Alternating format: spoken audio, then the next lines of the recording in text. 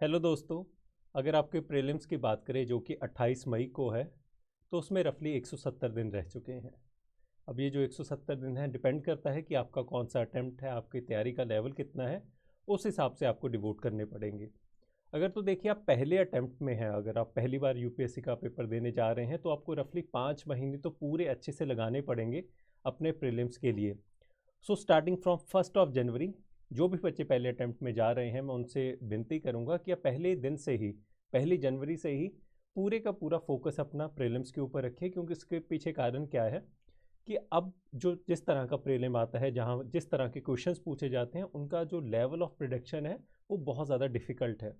आप ये नहीं सोच के जा सकते कि मैंने इतना सिलेबस अच्छे से कर लिया है तो मेरी जो तैयारी है वो अच्छी है, मेरा पेपर क्लियर हो ही जाएगा। हाँ, 2016 से पहले ये हम ज़रूर कह सकते थे कि जो बच्चा इतने मेहनत करके जा रहा है, इतने मॉक टेस्ट सॉल्व करके जा रहा है, तो उसके जो सिलेक्शन की पॉसिबिलिटी है या प्रोबेबिलिटी है वो काफ़ी ज़्यादा हाई होगी। आज के टाइम में हर एक बच्चा जो एक सही लेवल की तैयारी करके जा रहा है, तो हम नहीं कह सकते कि क्या वो उस दिन क्लियर कर पाएगा या नहीं। हाँ, उस दिन भी बहुत सारी ऐसी चीज़ें फैक्टर रखती हैं कि उस दिन आपका कॉन्फिडेंस लेवल कितना है, आपको जो आपने पढ़ के गए हैं उसमें से कितना आ गया, या फिर जो आपने तुक्के मारे वहाँ पर कैलकुलेटेड गैसेस गए उसमें से कितना आपने सही किया। तो ये भी आज के टाइम में बहुत ज़्यादा डिपेंड करता है कि वहाँ पर उस दिन आपका लक कितना चल रहा है। पर उसके अलावा अगर हम बात करें, अगर आपका ये तीसरा या चौथा अटैम्प्ट है, तो अभी भी टाइम है कि आप 1 या 2 महीने और दे सकते हैं अपनी मेंस की प्रिपरेशन को। जैसे कि सोशल इशू, एथिक्स अपने ऑप्शनल के लिए और ज़्यादा टाइम लगा सकते हैं। तो आपको अपने हिसाब से अपनी तैयारी के लेवल को देखते हुए सब कुछ देखना पड़ेगा कि आपको कब से पूरा प्रीलिम्स के ऊपर ही फोकस होना है। पर इन केस आपका तीसरा चौथा अटैम्प्ट भी है, तो एटलीस्ट आपको 4 महीने तो चाहिए अपनी पूरी प्रीलिम्स की तैयारी को करने के लिए। क्योंकि अब क्या है, प्रीलिम्स का पेपर काफ़ी ज़्यादा अनप्रिडिक्टेबल और काफ़ी ज़्यादा डिफ़िकल्ट पूछा जाता है।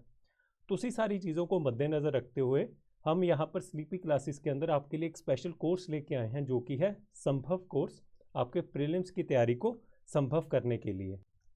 अगर इस पूरे कोर्स की हम बात करें, तो देखिए इसमें हमने हर एक चीज़ को ध्यान में रखते हुए ये कोर्स को डिज़ाइन किया है।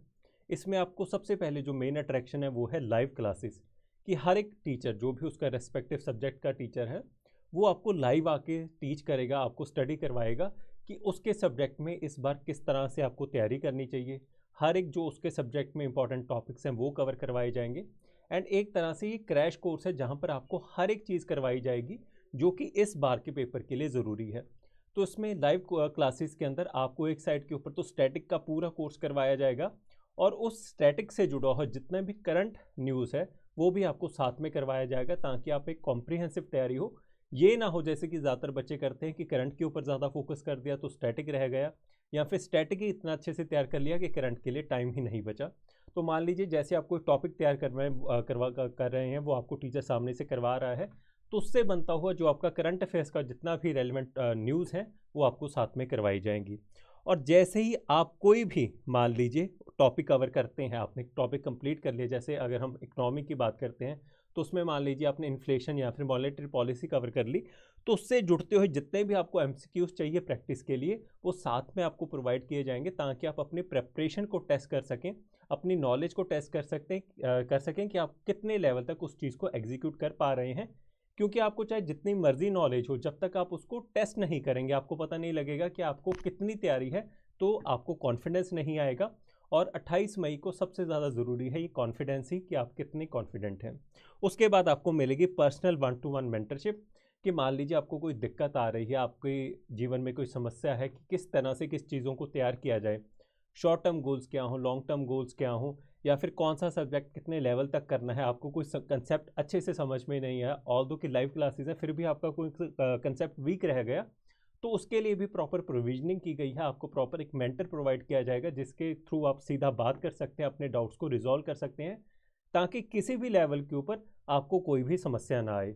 और उसके बाद जब आप ये पूरा कोर्स कंप्लीट कर लेते हैं तो आपके पास प्रोविजनिंग है 8 फुल लेंथ टेस्ट की, जहाँ पर आप 8 फुल लेंथ टेस्ट लगा सकते हैं और अपनी तैयारी को एग्जीक्यूट कर सकते हैं, अपनी तैयारी को देख सकते हैं कि आप कहाँ पर स्टैंड करते हैं with respect to other student जो कि इस पेपर के लिए अपीयर होने जा रहे हैं।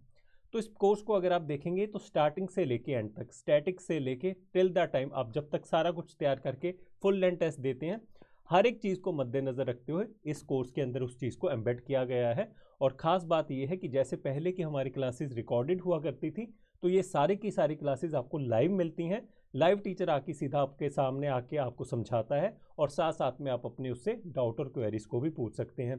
एंड एट लास्ट आपको अपनी कम्युनिटी से जोड़ने के लिए आपको टेलीग्राम चैनल का एक्सेस दिया जाएगा, जहाँ पर आपके तरह ही लाइक माइंडेड स्टूडेंट्स होंगे, ताकि आप देख सकें कि किस तरह से आपके लेवल का प्रिपरेशन है और बाकी बच्चों के साथ कनेक्ट कर सकें।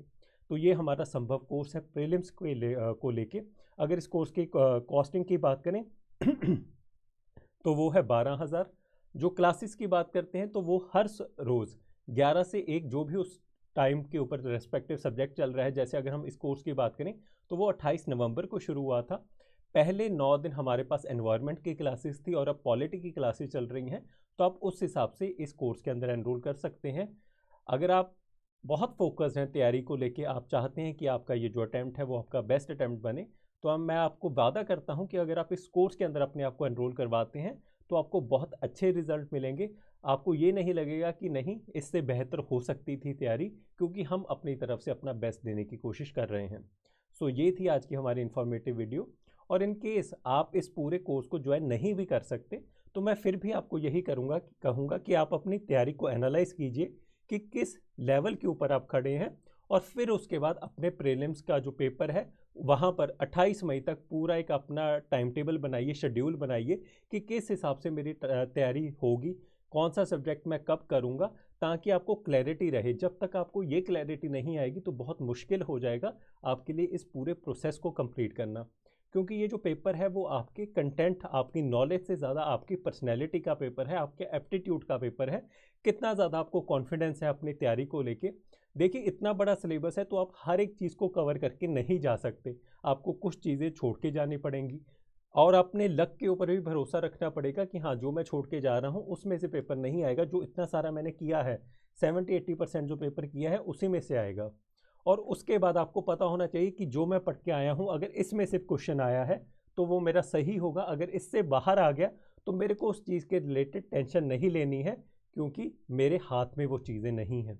आपको इस तरह की अपनी साइकोलॉजी, पर्सनैलिटी को डेवलप करना पड़ेगा, क्योंकि आज के टाइम में क्योंकि आज के टाइम में ये जो पूरा पेपर है ये आपकी नॉलेज से बहुत ज़्यादा चीज़ें डिमांड करता है। इसी वजह से ही इतना ज़्यादा डिफ़िकल्ट बन चुका है।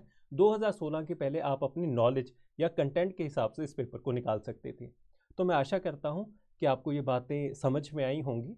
अगला जो कोई एक मैं लेक्चर लूँगा जहाँ पर मैं आपको सिर्फ साइकोलॉजी रिलेटेड बातें करूँगा कि किस तरह से हम अपने कॉन्फिडेंस को डेवलप कर सकते हैं, एप्टीट्यूड को डेवलप कर सकते हैं इस पूरे तैयारी के लिए, इस प्रिपरेशन के लिए, ताकि बाकी बच्चों को भी सहायता हो सके। So this was all from my side. Thank you so very much.